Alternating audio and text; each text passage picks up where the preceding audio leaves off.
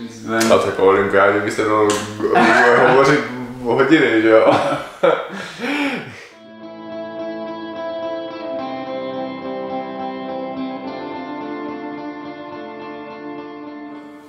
Ve většině sportů prostě, já jsem třeba plaval dlouhé roky, tak tam prostě ta olympiáda je taková ta meta, prostě od malička jsem prostě věřil slepě, že se dostanu na olympiádu, prostě v plavání byla to ta nejvyšší meta. U těch lesců mi to tak prostě, tím, že to ani nikdy nebylo předem skutečného, tak myslím si, že to tak nemají.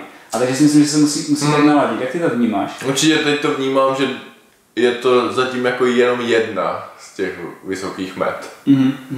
Že jsou nějací vyloženě závodníci, kteří jasně vnímají olympiáda, to je to.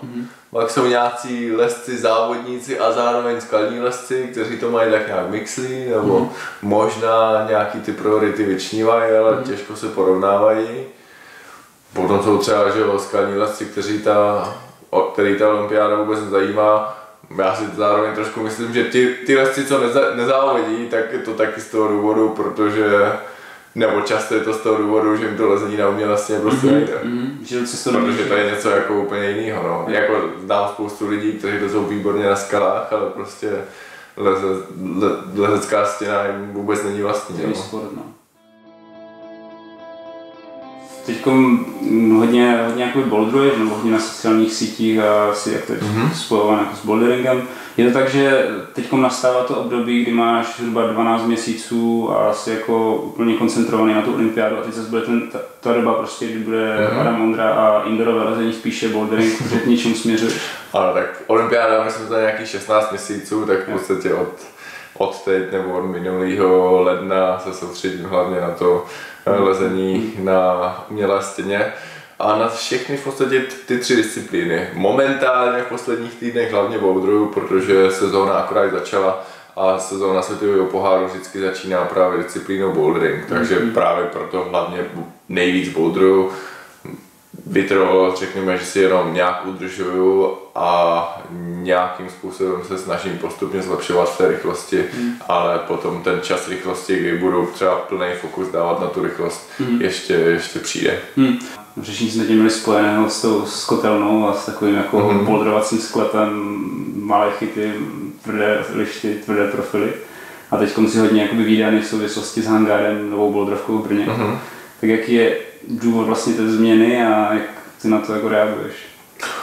Tak pro mě bylo samozřejmě důležité zareagovat na to, co se děje na tom závodním poli a tam rozhodně v posledních 10 letech nejenom v boulderingu, ale i třeba v lezení na obtíže se ten styl dost změnil. Od nějakých malinkatých lišt se začaly brát stále větší a větší struktury a boule. A to neznamená, že dřív jsem trénoval hlavně na kotelně, což je taková menší boulderovka, která je plně zaházená chyty.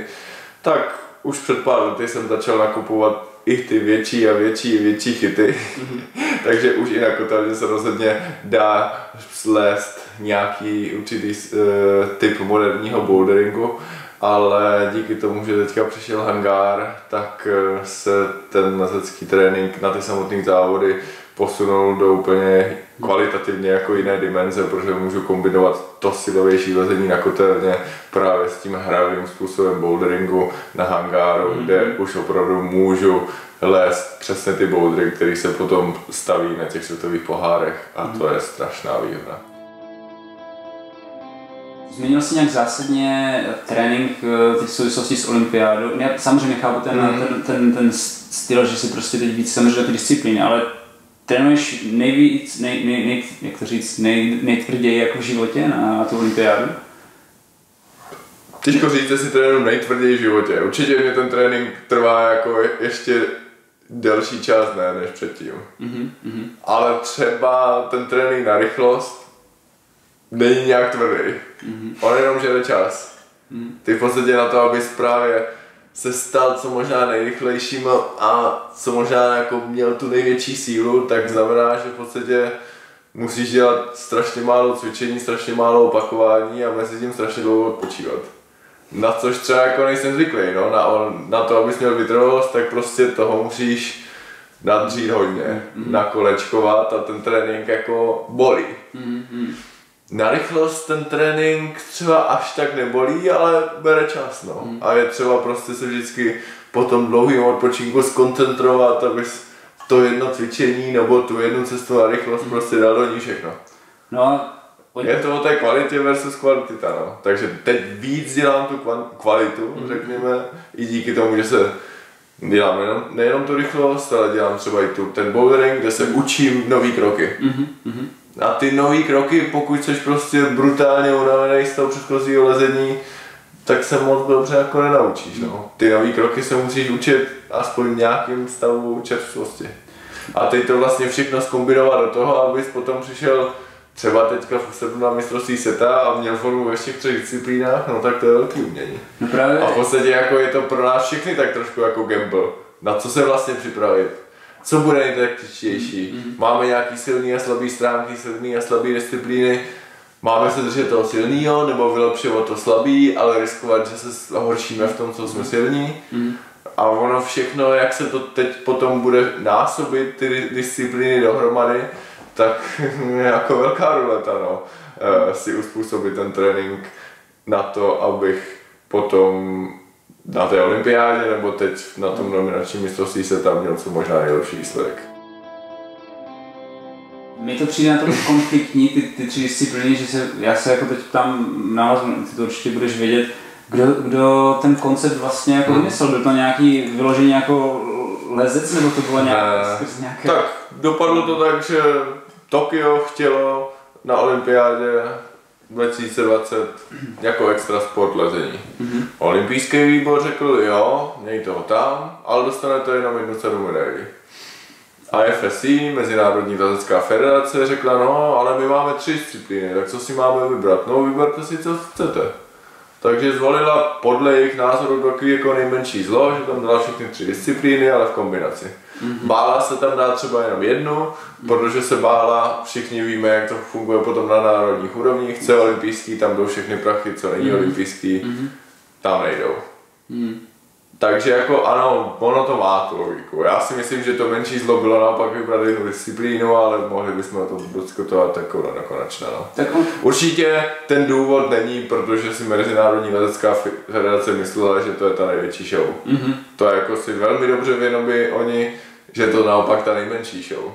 Protože celý to finále bude trvat třeba 3,5 hodiny. Bude rozkouskované, nebo to ne, bude to všechno v kuse, ale bude to trvat 3,5 hodiny a to samozřejmě jako je velký problém pro ty televize. No a je čistě hypoteticky, jo? Vezmeme si, že to lezení proběhne nějak bez problémů, jo? Bude to mít dobrý průběh, je celkem ohlasy. Jak je pravděpodobné, že se to objeví i mimo lezeckou zemi, jako je Japonsko, na další olympiádě? Tak teď už je téměř jisté, že na olympiádě 2024 v Paříži se lezení objeví znovu a že budeme mít 2 série medailí. A to si myslím, že už je téměř zaručený, že to jako bude úspěch. A těch možností, jak se lezení může stát jako tím regulérním olympijským sportem a že třeba budeme mít 3 nebo 4 sady medailí, tak je spousta a já jsem jako pozitivní, že se to třeba i 2028 stane. Já si myslím, že v začátku, vlastně když přišel ten koncept, jak to bude, co se týče závodní na olympiádě, tak nevím, jestli ty, ale myslím, že tak jako česká veřejnost to vnímala tak jo, tak Adam se bude muset naučit les na rychlost. Ale s tím, jak se vlastně mění ten trend toho boulderingu, a to zase není tak jako krátká chvíle, co se to mění, ale že teď vlastně asi té veřejnosti dochází, ale určitě i tobě a už další čas, že vlastně se musíš naučit 2 disciplíny v podstatě, nebo 2, které úplně tím nejsou tak vlastní, jakože musíš... Jo, tak abych řekl pravdu, ona se mění samozřejmě i ta obtížnost, ale ta se mění v podstatě směrem, že ano, je tam trošku víc dynamiky, je tam trošku víc boulderingu, ale to, abych řekl pravdu, tak mě možná spíš sedí, než nesedí. Že já před 10 lety, když to byla čistě vytrvalostní cesta, tak mě to sedělo spíš méně a potom, když přišla nějaká kratší stěna, jako třeba ve slovinské Krani, tak jsem byl na koni, takže mě tenhle trend na obtížnosti vyhovuje. Ale to, že se ten bouldering samotný stává stále dynamičtějším a náročným na koordinaci a je tam spoustu boulderů třeba v Plotnách, kde to vypadá jako úplně jinak než tradiční plotna při lezení na skalách, kde spíš jako pomalý pohyb a o tom najít si to správné těžiště, tak dneska se na závodech v těch plotnách spíš běhá, anebo když už se neběhá, tak se nestojí na malých stupech, ale stojí se na oblých strukturách, kdy je to úplně jako jiný koncept stání v podstatě na tom stupu, kdy v podstatě je třeba si vzít úplně jako jinou lezečku, než bych si vzal na lezení na malých stupech na skalách. Je třeba si vzít velkou lezečku a třeba mít třeba extrémně uvolněný kotník, protože na těch šikmých strukturách prostě jinak se člověk nepostaví. Takže do určité míry ano, ten bouldering dnešní vnímám jako téměř v podstatě novou disciplínu. Ale zároveň člověk nikdy neví, co ty stavěči pak na tom závodě samotným postaví. Ono občas stavěči překvapí a jedno kolo v jednom závodě je téměř takové oldschoolové, něco, co by stavěči postavili před 10 lety a je to spíš právě i relativně blízké třeba těžkému boulderingu na skalách. No a potom prostě další závod je všechno jinak a v podstatě se tam dělá jenom něco, co my bychom trošku posměšně nazvali parkour, ale na to člověk prostě musí být připraven a abych řekl pravdu, tak mě třeba ten samotný trénink, ten moderní bouldering i dost baví, protože je to prostě něco jiného a musí člověk být i třeba hodně kreativní, aby právě našel ty jako nové problémy, na kterých jako trénovat, protože nemám problém jenom já, ale mají problém všichni ostatní s tím, že vlastně ty moderní bouldry je jich málo. A žádná stěna na světě prostě není dostatečně velká, dostatečně kvalitní na to, aby tam člověk mohl chodit každý den. Nejlepší stěna na světě je možná na tenhle typ boulderingu B-Pump Ogikubo v Tokiu, tak mě zabaví na 3 dny, ale ne navíc. A to, kdybych se teda přešel potom k té další disciplíně rychlost, tak to je asi zatím můj největší problém, protože vlastně to všechno, co jsem se naučil doteď za 20 let lezení, kdy se snažím po každé lézt co možná nejefektivněji, co možná nejméně síly používat v tom každém kroku, tak to je něco, na co musím v rychlosti naprosto zapomenout. Protože to je něco, co mě právě zpomaluje v té rychlosti. Jasně, no já jsem si ale ještě vybavil situaci, když si říkal, že vlastně více sedí takové ty vlastně obtížnost, takový někdy i boulderovací přístup. Jsem si vzpomněl na ten španělský přístup lezců, kdy oni vyklepávali prostě dlouho na každém chytu, ale si právě přišel s tím, že si rychle prostě skákal po chytech, cestu si vlezl rychle, takže je to takový... Tak já myslím, že i když už Mráza přišel před 15 lety do kolotoče závodu světového poháru, tak právě všechny šokoval tím, že najednou ty cesty lezl rychle. A já jsem možná ty cesty začal jíst ještě rychleji, než tehdy předpládat ty Mráza. Co se týče olympiády a boulderingu, o kterém se tady teď bavíme, já si myslím, že to jde i v ruku v ruce s nějakou popularitou. Vlastně si kolem sebe vybudoval docela schopný jako marketingový tým.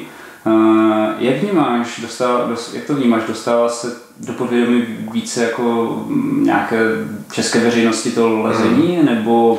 A určitě, pokud se bavíme o Česku, tak si myslím, že za posledních pár let se to hodně posunulo. Asi takový největší průlom byl, když jsem vlezl do Onwall. Tak to bylo asi poprvé, kdy se o mě dozvěděl a možná i o lezení právě jako jakýkoliv pasivní divák sportu. A díky tomu jsem se dostal třeba i do 10 sportovců roku, což já myslím, že nejenom mě, ale i celému lezení jako hodně pomohlo. A zároveň přesně v tom stejném období přišla olympiáda. A myslím si, že před pár lety bylo lezení už tehdy relativně masovým sportem, ve smyslu toho, kolik lidí opravdu to lezení jako na denní bázi praktikuje. Ale ten sport samotný byl jako na okraji jakýhosi mainstreamového zájmu a to si myslím, že se začíná měnit. A dle mého názoru je to určitě dobře.